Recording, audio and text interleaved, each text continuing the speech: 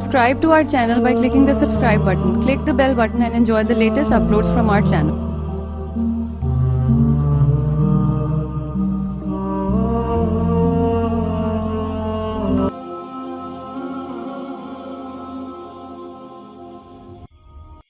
تہجد کی نماز کیسے شروع کی جائے؟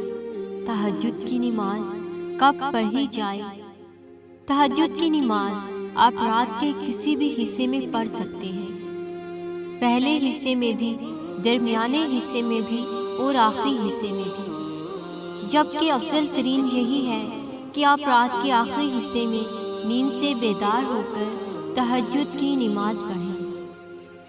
لیکن اگر آپ رات کے آخری حصے میں نماز نہیں پڑھ پاتے تو سب سے آسان طریقہ یہ ہے کہ آپ فجر کی اذان سے 40 منٹ پہلے اٹھ جائیں اور فوراً وضو کر کے فجر سے پہلے تہجد کی نماز ادا کر لیں۔ ایسے نیند سے بیداری والا معاملہ بھی ہو جائے گا اور تہجد بھی ادا ہو جائے گی۔ تہجد کی نماز کیسے پڑھی جائے؟ تہجد کی نماز پڑھنے کا کوئی خاص یا الگ طریقہ نہیں ہوتا۔ جیسے آپ فرض نمازیں پڑھتے ہیں، تہجد بھی بالکل ویسے ہی پڑھی جاتی ہے، بس آپ کو دل میں تہجد کی نیت کرنی ہوتی ہے اور نماز شروع کر دینی ہوتی ہے۔ نہ آپ نے اس میں کوئی چیز ایکسٹرا ایڈ کرنی ہوتی ہے اور نہ ہی کوئی چیز نکالنی ہوتی ہے۔ تہجد کی نماز کے کتنے نوافل ادا کرنے چاہیے؟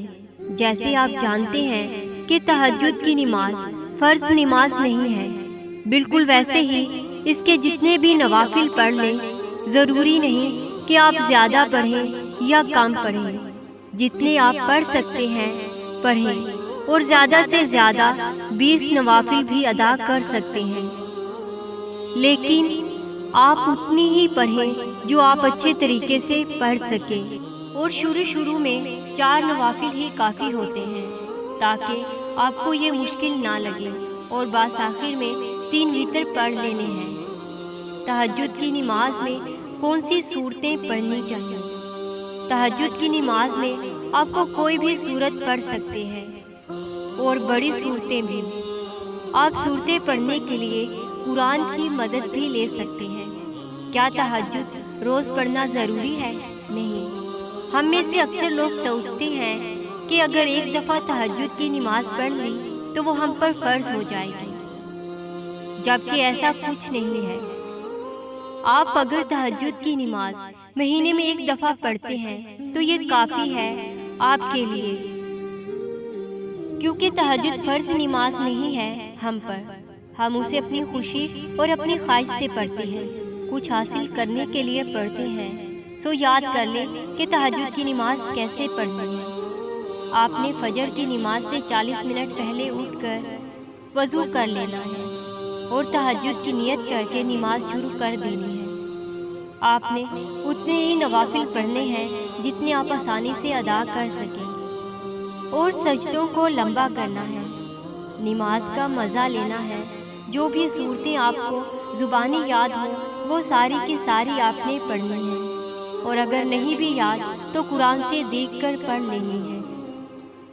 2 نوافل کر کے یہ نماز پڑھنی ہے، کتنی پڑھنی ہے یہ آپ کی مرضی ہے، بس آخر میں 3 وتر پڑھ کر نماز کو طاق بنا دینا ہے۔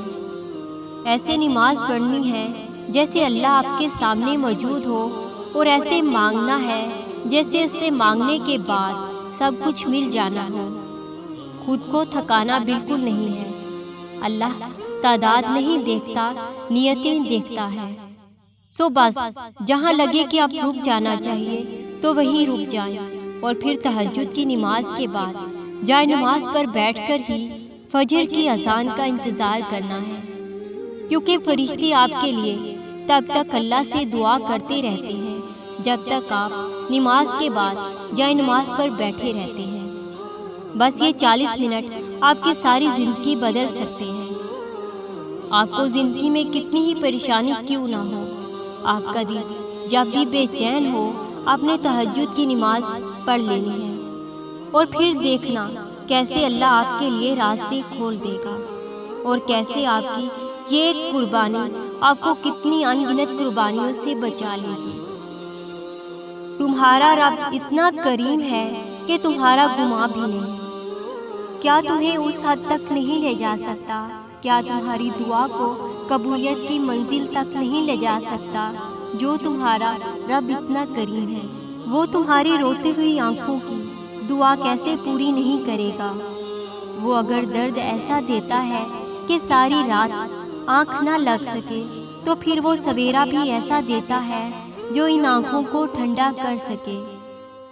اللہ سے بات کرنے کے لیے ہمیں لفظوں کی ضرورت نہیں پڑتی، وہ بن بولے ہماری خاموشیوں کو بھی سن لیتا ہے۔